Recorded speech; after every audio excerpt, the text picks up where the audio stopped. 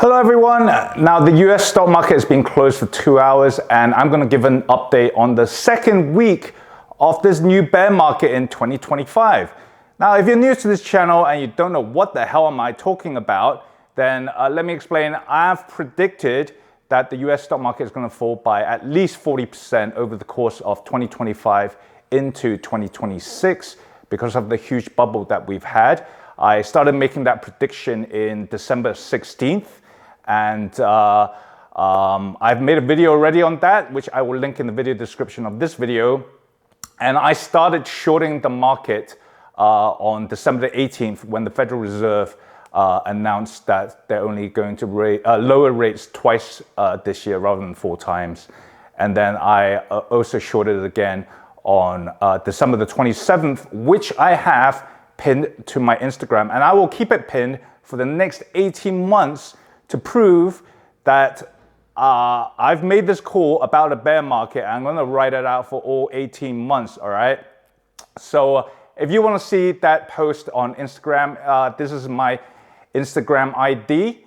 And I'm just going to give you an update on the week 2 of the bear market, because if we already peaked in December and now we're below the peak that we've had, technically we're already in the bear market. We just need a full 20% to confirm it.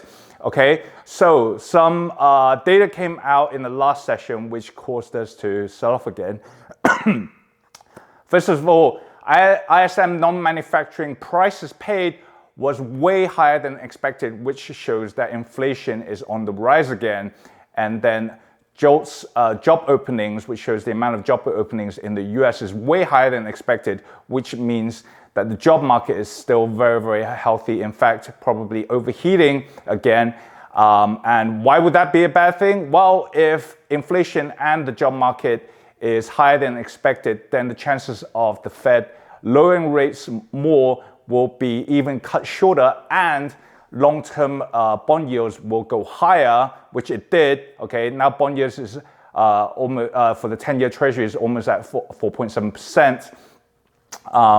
Then stock prices are going to take a tumble because it raises the financing costs for companies, and also it makes bonds more attractive for investors so that they can sell out of their stock holdings and buy bonds, all right? So let's take a look at the technicals of the charts, okay? So as I mentioned before, the S&P 500 has made what is called a head and shoulders formation. If this week we break at the minimum 4,800, but to be safer, 4,780, then it is very likely that we've already confirmed this bear market and we get a deeper sell-off on the S&P 500 because we've made confirmed a pretty significant top in that index. And it's probably very likely that it will happen this week because ADP farm rolls come out in the next session, and then non-farm payrolls come out on Friday. And if those numbers are high in any way, then it will trigger a sell-off and break that important support level. And then also on Bitcoin, we did trade up. Okay, so both on Bitcoin and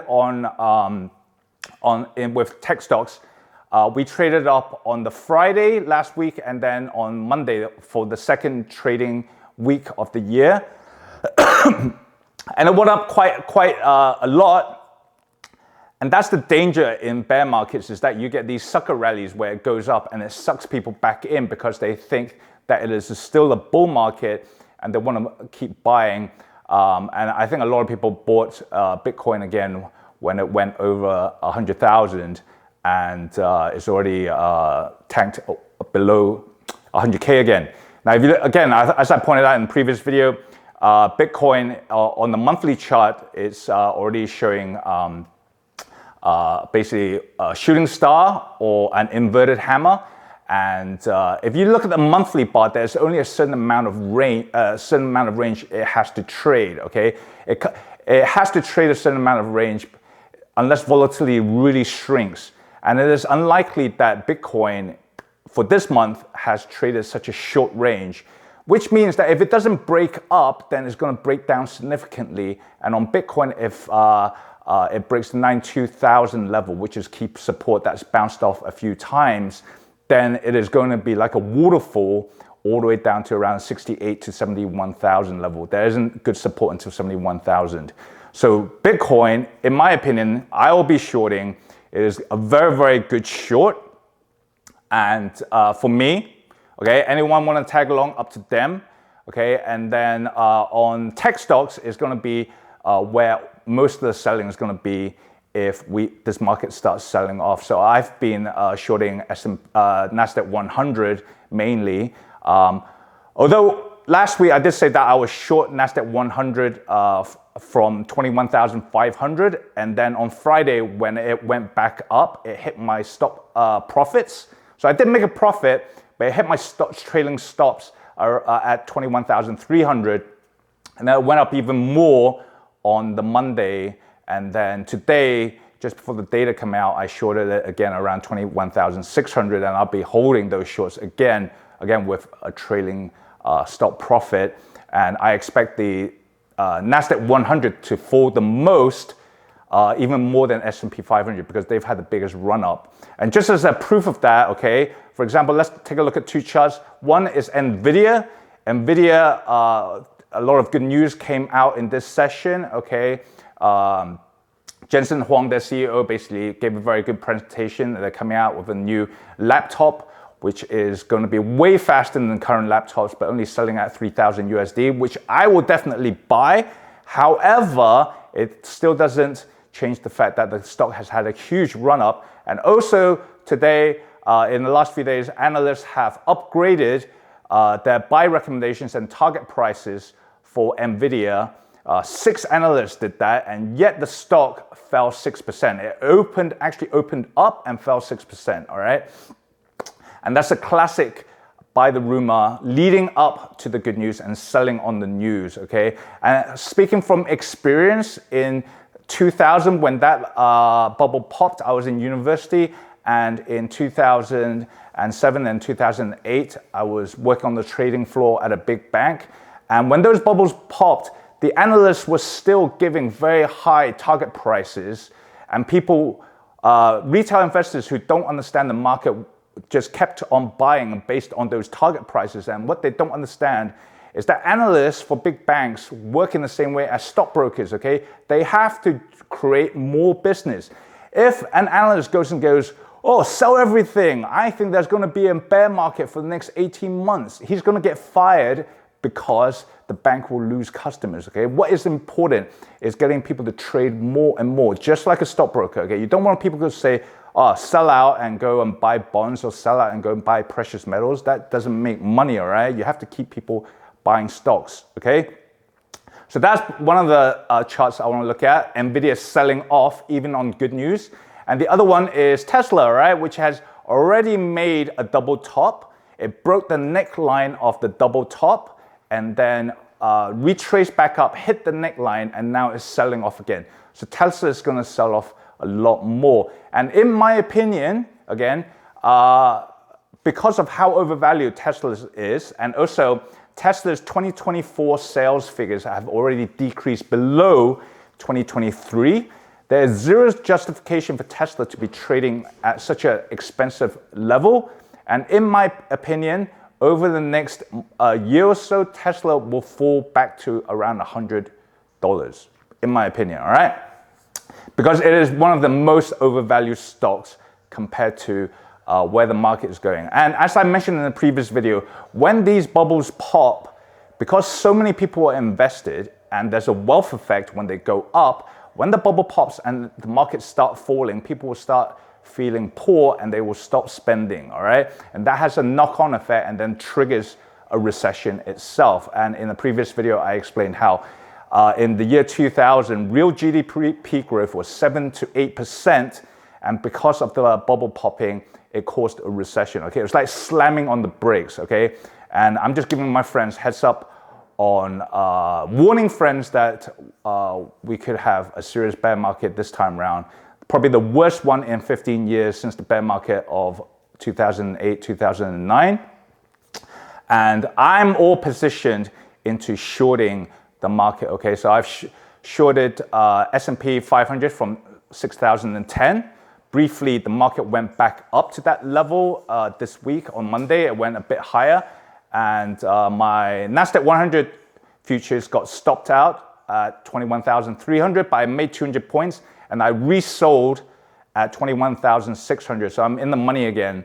And then another trading opportunity which I'll be following when the Japanese market opens is I'll be shorting the Nikkei. Now, if you look at the chart of the Nikkei here, it is now trading at a very, very tight range and has been doing so for several months now. And if it didn't break up to the top, it's going to break out of the bottom, all right? It's not going to stay in this range forever.